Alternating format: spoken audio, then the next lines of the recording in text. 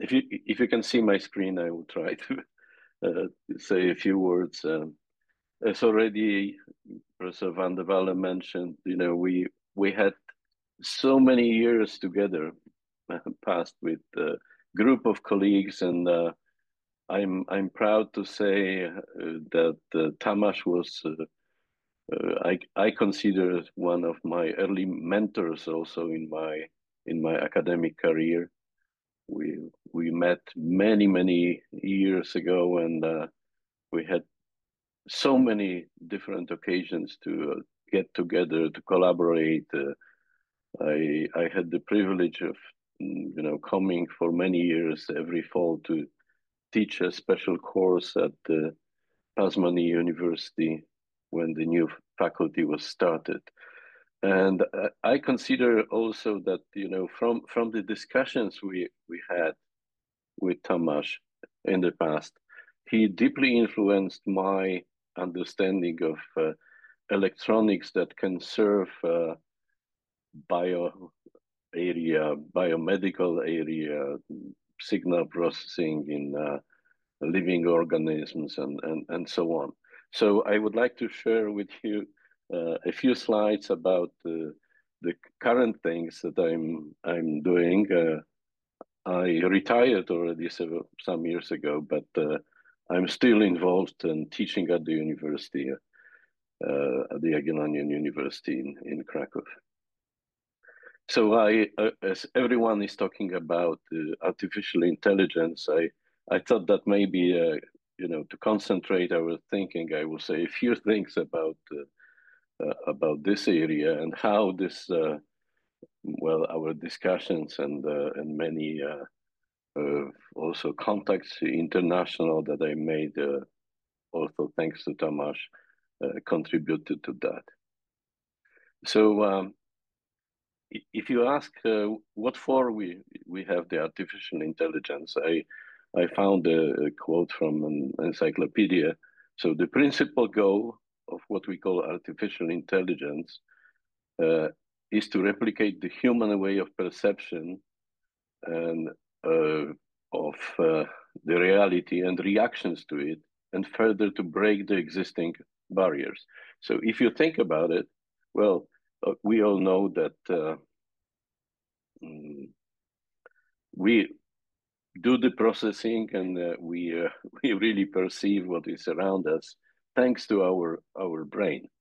So I quoted here just a few numbers, and as you can see, our brain, well, on average, people say that we have around 86 billion neurons, and we have an incredible number of connections between them.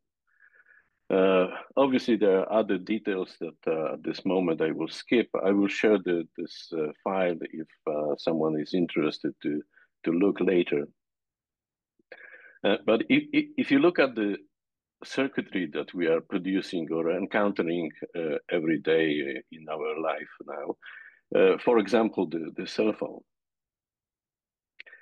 As you can see, I would like to draw your attention that we operate in a flat world. Everything is constructed on flat surfaces, and obviously it goes into 3 dimensions. For example, the connections are made in 3 dimensions, and in general, we are able to go into very small dimensions. Maybe the dimensions that we encounter in our brain, but if we consider, where we are at this moment, we can see the dimensions are around 3 nanometers, and amazingly, we are also able to produce chips that have billions or hundreds of billions of transistors. So comparing with the brain, the number of operating units is well, similar, but we are certainly not able to reproduce the connectivity. Okay, you may ask why, because I strongly underline the fact that our brain is a 3-dimensional, a little bit strange looking structure, And all our electronics is basically based on flat surfaces. Why?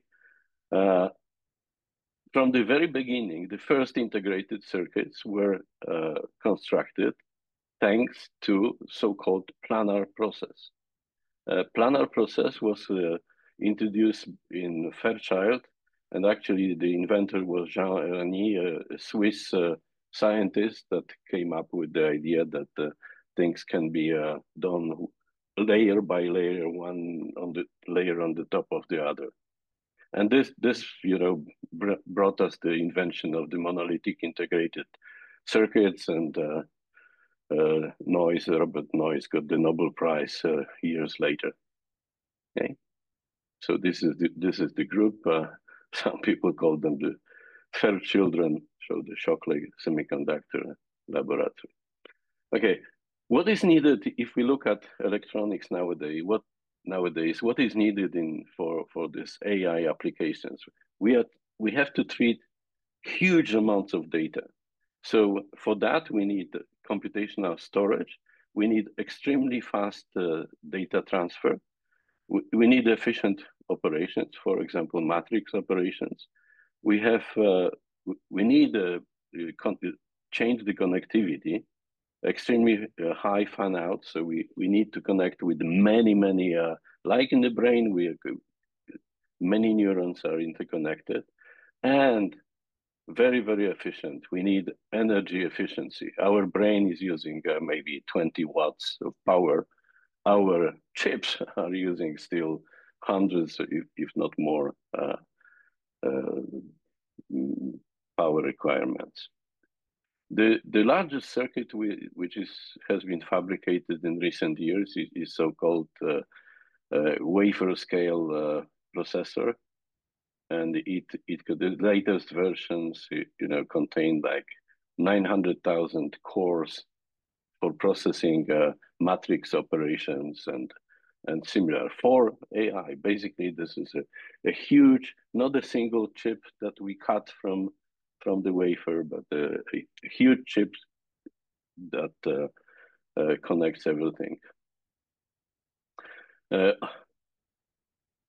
If we try to go out from the flat surfaces, we already have many three-dimensional developments, but they are also based mainly. I would risk even saying that all of them are based on the flat principle of Jagiellonian. We have fantastic examples of memories. So here you can see that we have like a stack of hundreds of layers, and which gives us memories of terabytes on a single chip. It's three-dimensional, but it's like a building, like a skyscraper on the small scale. And we have many development. There are many companies. It's interesting to notice that we have traditional IC vendors that are producing these chips, but we also have the tech giants like Google, Amazon, Apple, Alibaba, Tencent, many other companies that traditionally were not linked with the IC production. They enter the IC production. Maybe an interesting example is the Tesla self-driving car. So Tesla has two processors. So this is the picture of the board, and it processes 2,300 frames per second from 8 cameras, radar, and ultrasonic.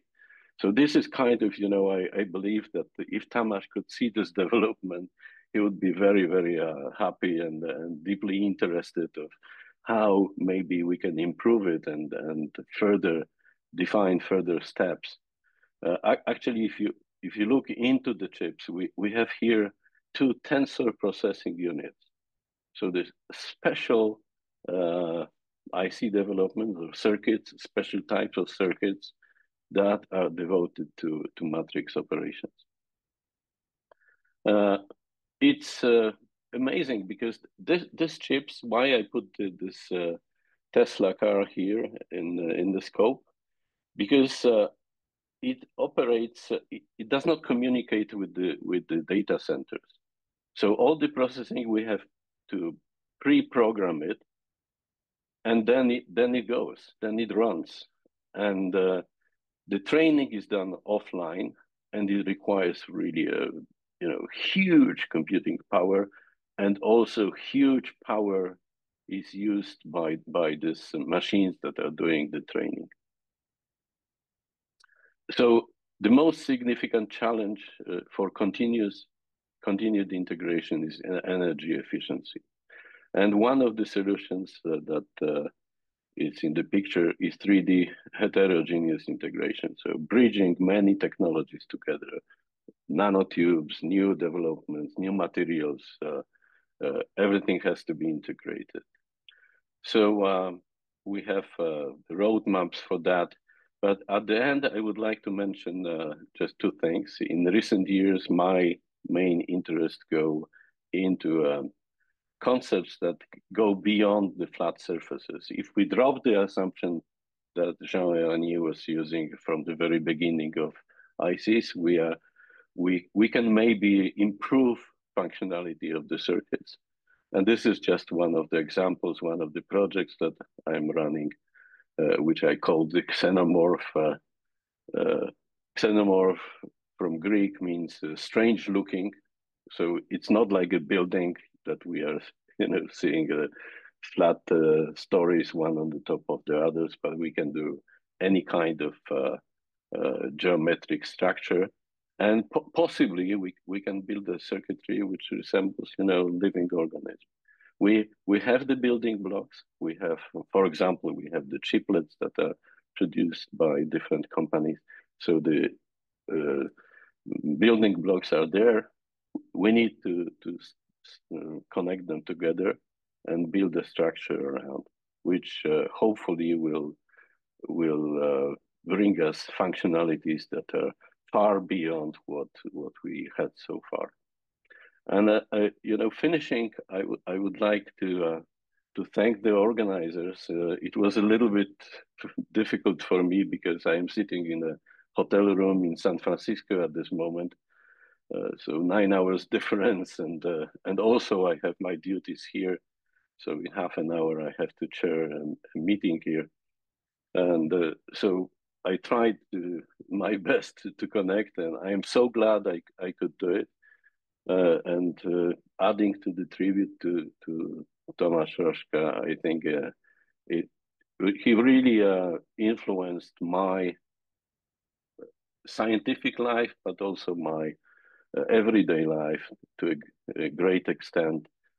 Discussions with him were always, enlightening and opening your eyes wider, and that's an exceptional person that I thought I have to connect to this meeting to say this. Special thanks to Tamás, and to recognize. I'm so glad to see also many friends that with whom we connected for many years, and partially thanks to Tamás. Thank you very much.